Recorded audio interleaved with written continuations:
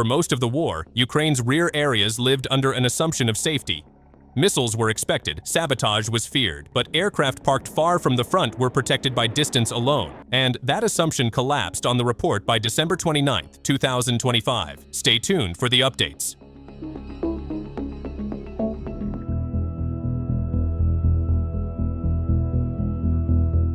Russian drones struck Ukrainian aviation assets far from the front line, signaling a measurable expansion of unmanned warfare into Ukraine's operational rear.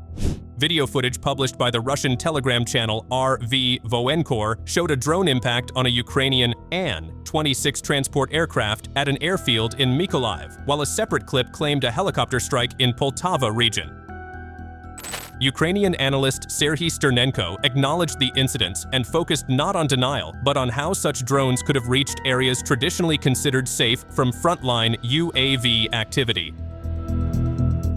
The Mykolaiv strike targeted a parked An-26, a Soviet-era tactical transport aircraft still actively used by Ukraine for logistics, personnel movement, and supply transport. The aircraft has a payload capacity of up to 5 tons or approximately 40 troops and remains a core platform due to limited Western replacements and shrinking Soviet-era reserves. Footage shows the drone approaching at low altitude before striking the fuselage, igniting a fire that quickly engulfed the aircraft, with no visible air defense response or electronic countermeasure engagement recorded in the video. The reported Poltava incident followed a similar pattern, with Russian channels claiming a drone strike on a Ukrainian helicopter located deep in rear territory. While independent confirmation remains limited, Poltava has repeatedly been targeted by Russian missile and drone attacks throughout late 2025, including combined strikes on gas infrastructure that forced temporary shutdowns of key facilities. The consistency of drone penetration in the region provides contextual grounding for the claim, especially as Ukrainian officials have acknowledged persistent challenges in intercepting all incoming UAVs during mass and distributed attacks. Attention quickly shifted from the targets themselves to the delivery method. Sternenko and other Ukrainian analysts suggested the drones may have been guided using LTE modems or mesh communication networks, potentially launched by agents operating on the ground or deployed from aerial platforms. Such a method would reduce reliance on satellite navigation and complicate jamming efforts, particularly in civilian environments saturated with commercial signal traffic.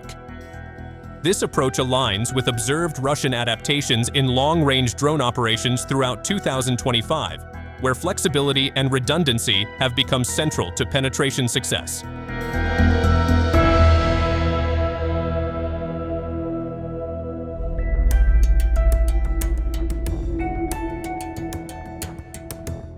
Further strikes were reported overnight in the Mykolaiv region, adding to the growing list of rear area targets hit during Russia's latest wave of attacks.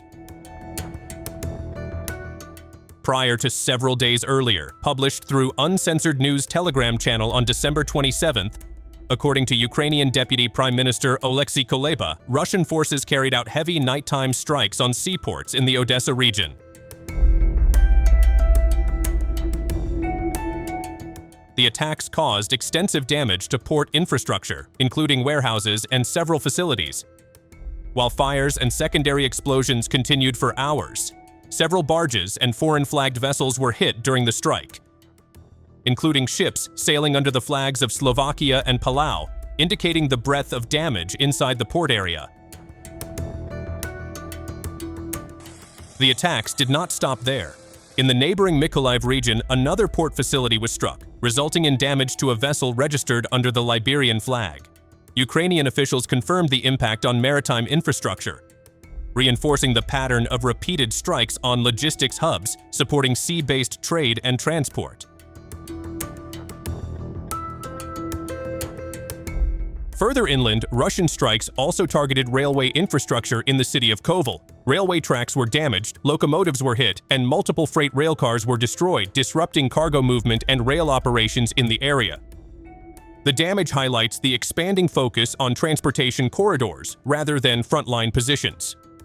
Ukrainian authorities stated that the nighttime attacks were carried out using a combination of cruise missiles and Geran 2 suicide drones. The targets were key economic nodes, particularly railways and maritime export facilities, forming part of a broader campaign aimed at degrading Ukraine's logistics and export capacity through sustained precision strikes.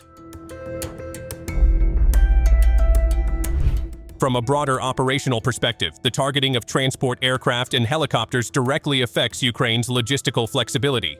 These platforms are essential for troop rotation, rapid supply movement, and medical evacuation, particularly in a conflict characterized by extended front lines and high attrition. Disruptions to air mobility increase pressure on ground transport networks and reduce the speed at which units can be reinforced or relieved, gradually compounding frontline strain without requiring direct engagement at the line of contact.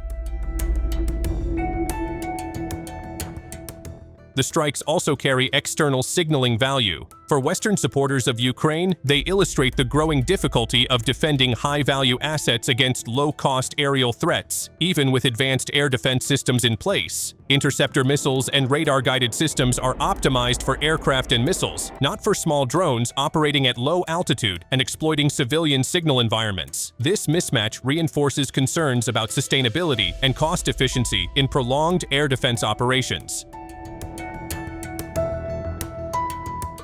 Russian drone activity in rear areas reflects a broader trend observed throughout 2025, in which Moscow emphasized quantity, adaptability, and simplified production over technological sophistication. Monthly output of drones has increased steadily, enabling persistent pressure across multiple regions rather than isolated strike events. The use of varied guidance methods, including commercial networks and decentralized control, suggests an operational focus on ensuring that some drones reach their targets even when others are intercepted.